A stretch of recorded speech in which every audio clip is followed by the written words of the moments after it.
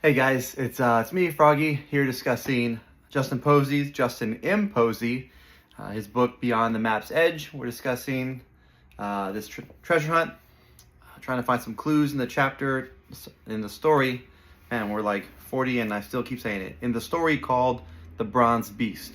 All right, so if you have a hardback, it's on page 146. And this one, I enjoy it because it's about dogs. I like dogs. I had a dog growing up. I had a dog when I got older. Dogs, I still dog sit my neighbor's dog. It's enjoyable. So it's a fun subject. Also because Justin, right, he's got a very strong emotional attachment to Tucker, right? There's further evidence. I mean, besides all the words, the poem, and the dedication. If you need more evidence, right, if you have watched my video where, Justin, he was kind enough to grace me, a small YouTuber, with an interview, and he discusses his attachment to Tucker. I ask him, "Hey, are there plans to, get another truck?" Right? Because he let slip that he no longer has the Beast, right? The truck that's signature truck that's on Netflix. And he said, well, he had to get rid of that truck because he couldn't get in it anymore without remembering Tucker and all the road trips and time they spent together. So it was such a strong bond there that he let go of the truck that he spent years creating and fine-tuning and making into a impressive specimen of a vehicle, right? So, I mean, if that doesn't say something right there, that I don't know what. But anyways, a very special chapter here. It's another double, right? We always want to pay attention to double, repetition and alliteration. And this is a double chapter. There's the Bronze Beast, followed by, the Home Depot Hound. That's going to be next. But we're only going to cover the Bronze Beast today. And there's a lot of stuff to point out. A lot of this is open-ended questions that I haven't figured out. Well, I guess all of this is open-ended questions I haven't figured out because I don't have anything figured out yet. But let's go ahead and get into it. And at the end of this, I might have some news about a possible cipher. It's kind of silly. It's just something I've been playing around with, so I'll announce that at the end. All right, the Bronze Beast. So we get into it that Justin has had dogs before, right? This isn't his first dog he's ever had. He gets into it. He's had, labs. He's had terriers. He's had poodles, right? So a good selection of dogs of different sizes, right? Terriers kind of small, right? Labs and poodles a little bit bigger. But Tucker is special, right? And so we get into it. Does it say why? I don't think it says why, which this could be a good question, how he came about. The next time he does an interview or pops in for a question. But he gets November 2012, which again, we love anytime that there's a date because we helps build a timeline of events in Justin's life. So he has a November of 2012, we have an 8-week-old puppy. Already, we're learning about this dog has a lot of energy, right? Calls it a pint-sized cyclone, right? And he doesn't really talk about his insomnia, but we learn later that he has insomnia. Justin has said in interviews and in discussions online when he pops into Discord that he kind of still struggles with this a little bit. And so I'm guessing this creature's, he calls it a creature, his sleep schedule didn't really help his insomnia, right? But there's a little bit of funny adult humor about the name, right? The dog's name is Tucker, but in his mind he was thinking of another word such as an F, but that wouldn't be appropriate, right? Yelling across at a dog park, so he goes with Tucker. But very quickly, you can see the attachments start to build, right? One thing that we get into is that the dog forces him, and he's said this before in the end of The Obsession's Oath. The dog kind of forces him to get outside. We'll leave it at that, to get outside, right? Because the dog has needs, right? You got to walk a dog, you got to spend time, and a high-energy dog, you have to exercise it. So one of the first things I really want to call out that might be incredibly significant is the top of page 147 when he talks about, I even fantasized about opening an amusement park called Puppy Perpetual Motion Land, right? So immediately I remember that early on in the beginning of the book, he talks about he built a perpetual motion machine with rubber bands, right? And then if you think about the Netflix doc, I'm pretty sure there's a perpetual motion machine in there. It's either on the desk where Grandpa Posey is, or at the very end, you remember the shot where he's packing up the treasure in a saddlebag, acting like that's the vessel he's going to transport it in.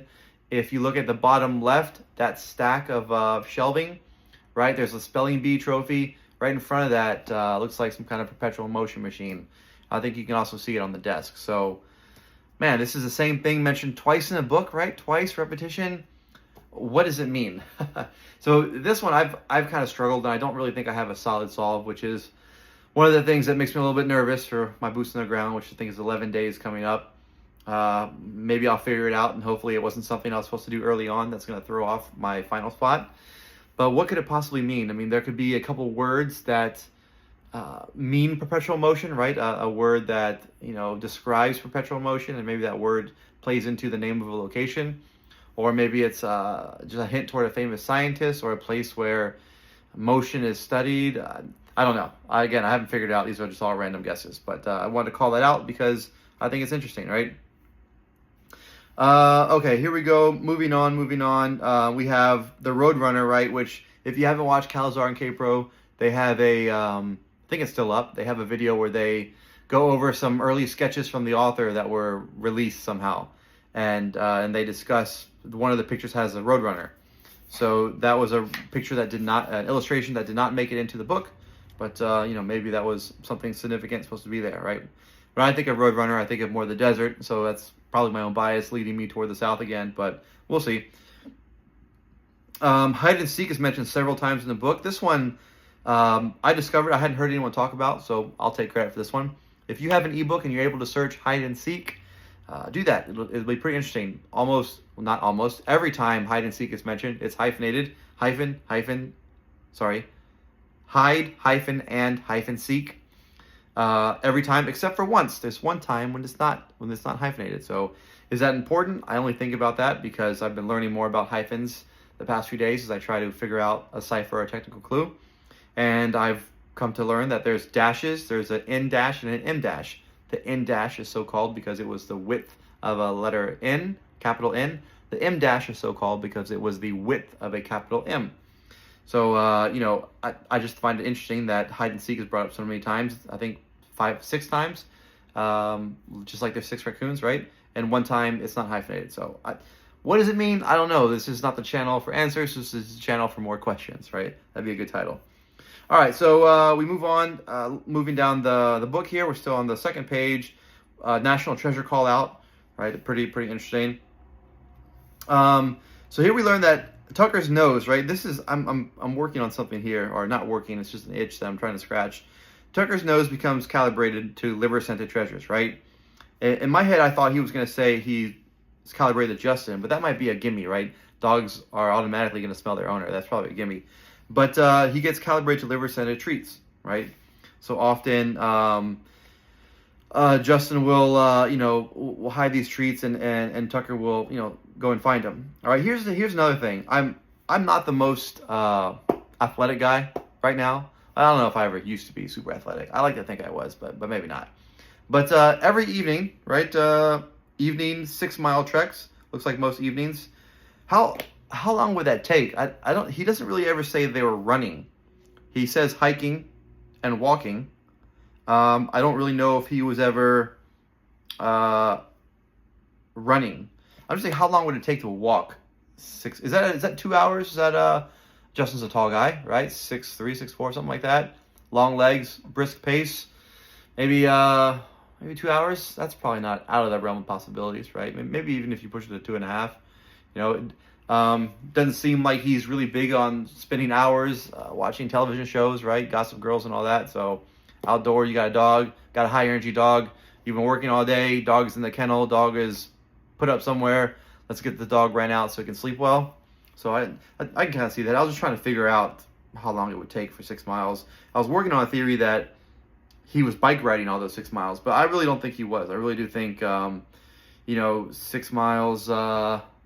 What's a aggressive tall guy walking pace? 20 minutes seems to be. Maybe 25.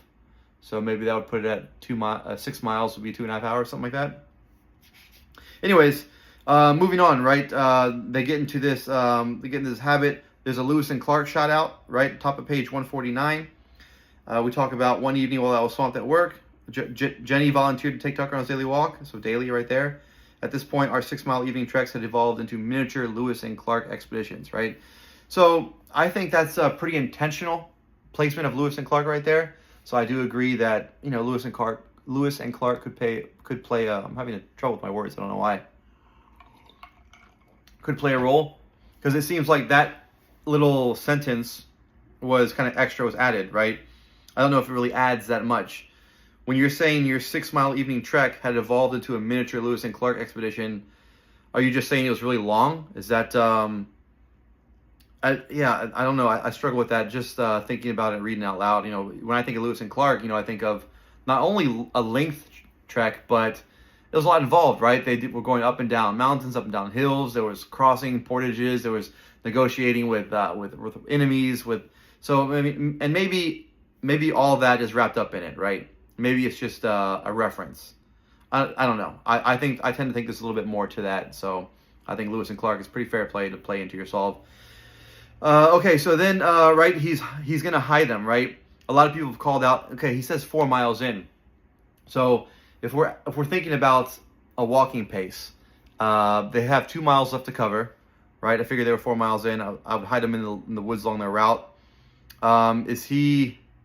I don't know. I struggle with this part again. Is he gonna walk a mile and then wait 20-30 minutes? But maybe. I mean, this seems like doesn't seem completely out of character, right? So maybe the 4 miles isn't as significant. I only spend time to talk about this because a lot of people are looking at every single number attached to a mile and trying to look at the significance. So for this one, 4 miles in, I could really see that being part of the story. I'd put that lower. I wouldn't rule it out completely. It'd just be a little bit lower to me. All right, so then here we go. You know, they approach. Tucker's nose picks up, and the secrets of the universe. This part right here. He says that a couple times. Right, he froze, sniffing the air with an intensity that suggested he was trying to decode the secrets of the universe. Because he uses that same line a couple times, I just in my head I'm like, what is there to figure out there, right? Is that a clue to the hint, or the cipher, or the technical clue that somehow we need to decode the secrets of the universe to figure it out? I don't know. Just again, throwing out questions, no answers. So there we go. So then Tucker discovers him, right? Because early on he describes Tucker as bouncing back and forth like a pinball, right? Trying to find him. Oh, he's over here, he's over here. But now Tucker has gotten to the point where he can just stop, smells him, and goes right to him, right? And then again, I don't know if we should read into something right here, right? I lock eyes with Jenny. Her expression was a cocktail of confusion, exasperation, and realization that probably she should have heeded the warnings my father asked. Sorry, this is a direct quote. Are you sure you want to join this family?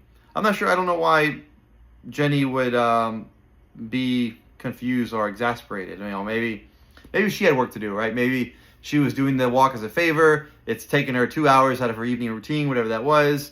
And then all of a sudden the dog just takes off running, right? And she's like, oh, come on, you know? So maybe she's some good spirited there.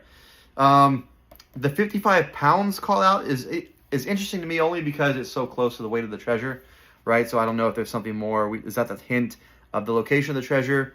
Whether it's the woods, the ferns, whether we're supposed to look at 4 miles or something, because he puts out the weight, right? Instead of just saying, right, Tucker, all of a sudden I came face to face with, you know, a ball of ecstatic fur and one bewildered spouse, right? That's a direct quote from the book. So I don't know if, you know, there's more to dig into the 55 pounds there. Maybe not. I'd rate that like medium level possibility. All right, so now moving on. He gives the location. So people who are building a heat map of where Justin's lived, please don't go stalk anybody there, right? But he says Novelty Hill, right? So now we have a visual, and we can look and see what the area is like and kind of build a better picture of our mind of this whole story, right? The woods of Western Washington became our second home. So earlier that year, he talks about, he doesn't really go into detail in this part of the story about how he became engrossed in the forest fen hunt. He just says that he is. And so now, you know, walking along, we can't miss this owl thing. I got to call out the owl because for a while there, my silent flight was thinking about an owl, because owls are notoriously silent flyers. And there's a mention of an owl there next to a towering cedar. So some people have some significance there. I don't know. Again, I wouldn't rate that particularly high in a in a clue, helpful hint or guide. It's just something to call out. But anyways, yeah, so we move on. We're going to come to kind of the climax of this story, right? During one of these nightly walks, Justin could be thinking about, the enigma of a poem, or perhaps a riddle of existence, which again, the riddle of existence somehow ties me back to the secrets of the universe, right? Maybe there's something there, large, grand scale, universal, right? Which might tie back into celestial. But anyways, here's the climax of this story, right? Walking along the trail, a jogger runs past, like he's being chased, and a bear comes out, right? And it's every time I've walked my dog, or during times I've walked my dog, the most dangerous thing that ever happened was someone else's pit got loose and like came running at us, and that was kind of a scary moment. And I remember my heart jumping up and like picking up the dog and trying to like hold it high away because the pit was like jumping. Wasn't really concerned with me. It was trying to get. I had a smaller Shiba Inu at the time. I can't imagine the terror that would be when a full-grown bear comes barreling down at you, angry, and you've got this dog. So anyways, they take off and run, right? Justin and Tucker end up running, but not before Tucker activates his hero mode, right? I mean, what a great dog! Lunges at a creature, right, protecting his owner, right? How awesome is that? I don't know if any of my dogs would have ever done that. They might have just taken off and left me. But, and then he describes some emotion, right? My voice raw with desperation. The forest held its breath, which could be a whole silent thing in there. Anyways, Tucker survives, and they run off, right? They ended up running into a road where a car screeches. They finally look back, and the bear is no longer there, right? Maybe scared off by the car, or it just stop chasing him, right? All right, so then we discover that, which I don't know if there's something interesting here. Justin goes into a lot of detail about the story, right? The man, who's unnamed, right? Always, it's interesting whenever there's an unnamed figure. The man explains that he came across a mother bear and her cubs. Some people have talked about if you believe that the realm is the realm of a grizzly or a bear, and the bride would be a mother bear, and there's some statues in Montana and Wyoming that have a bear and a couple cubs. That could be something in there, right? But so we learn for the cause, according to Justin and according to the mysterious stranger, is that the stranger came between a bear and her cubs. So she was mad, mama bear, chased him down, right? And then this part is interesting to me also, right? So I'm kind of skipping ahead in the story. If anyone's read the Netflix doc, you know where I'm going with this, I guess. But he ends up training Tucker to sniff bronze, right? So we know Tucker is described as smelling two things, right? Justin and liver treats. He ends up using the liver treats, burying them with little clumps of bronze to get Tucker to sniff bronze ultimately, right? The dog learns that, I guess, Pavlov response, right? Hey, if I smell this metal, my owner gives me treats. And then it became just a game to, dogs love games, mental simulation, certain kinds of dogs, I guess more than others. And the dog learns the climax or the point of what I'm trying to say is he trained his dog to sniff bronze, right? So I just find it interesting that before that happens, right, this is still early on in Tucker and Justin's life together, he ends up getting afraid of a bear, and then there's this particular bear.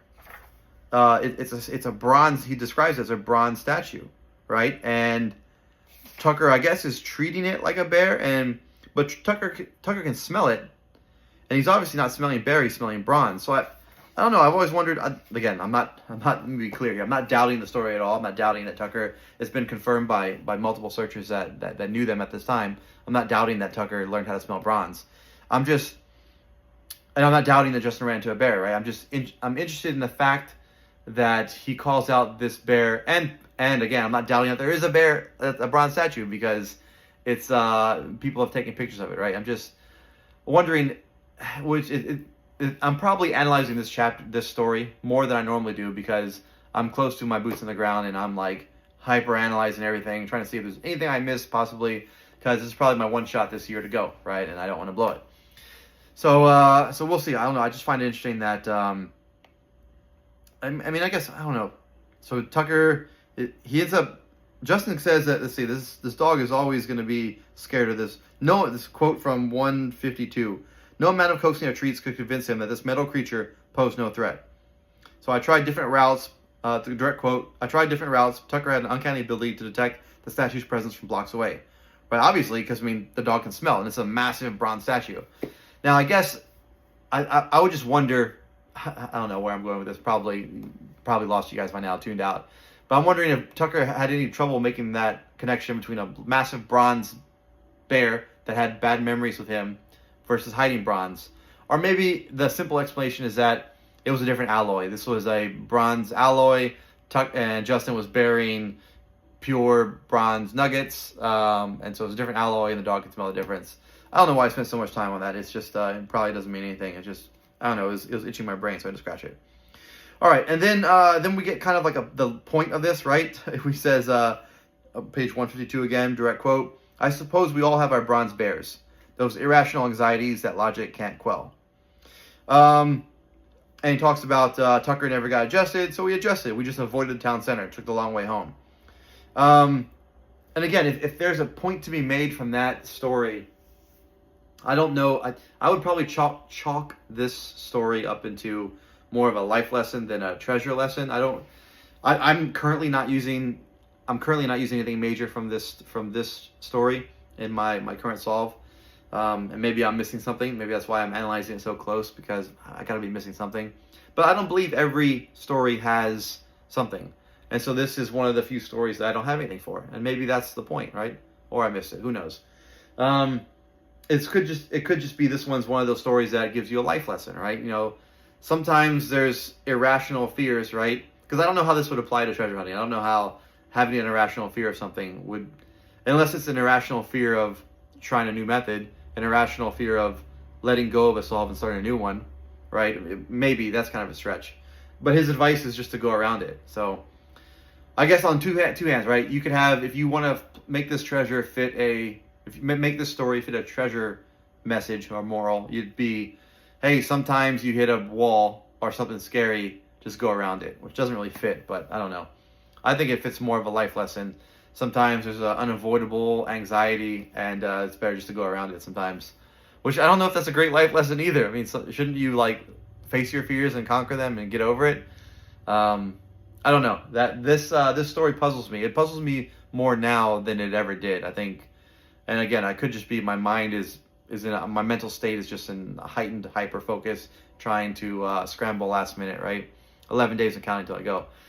So all right, we're gonna close the book, and we're gonna talk about the Beefcake Cipher, right? This is funny. I'm sure you guys are all gonna laugh at this. So all right, so here's how you get there.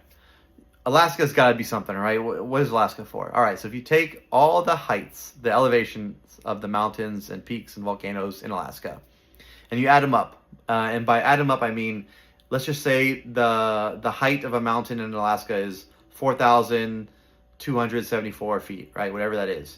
You add up 4, 7, 2, 4, whatever numbers I said, right? You add up the digits, that's what I want to say. You add up the digits in the elevation, right? That gives you a number.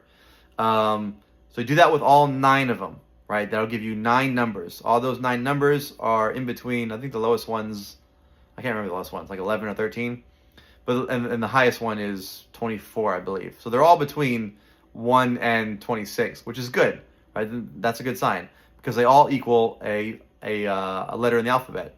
Now, when you write them all down, it's nonsense. It's like PX O Q R R or something like that, right? That doesn't make any sense. But if you throw them into a Caesar shift decoder or a Caesar Cipher decoder, right? I use Decode. It's a great website, Decode, www.decode.com, or just search Decode, D as in dog. It'll go through, you'll type in your 9 numbers, and it'll give you it'll brute force all 26 options, right? All 26 shifts of a Caesar. And there's 2 that really stuck out. Most of them either have too many consonants or too many vowels, or they're all I's and J's. But there's 2 that actually worked out pretty good, a nice mix of vowels and consonants. And one of them is Beefcake C.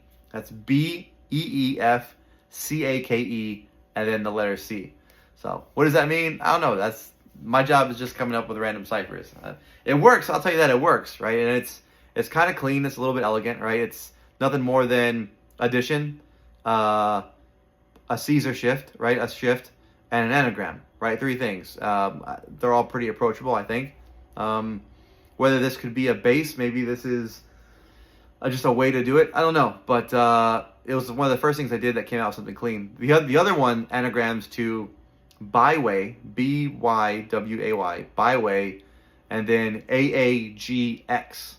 And so I threw that in the chat, and some people had some ideas that, AG is silver, AG could stand for agricultural, X could stand for across, and so you could rearrange that to say, so by A, silver, so B-Y, A, and then AG would be silver. So by a silver way would be X crossing or something like that. You can play around with it.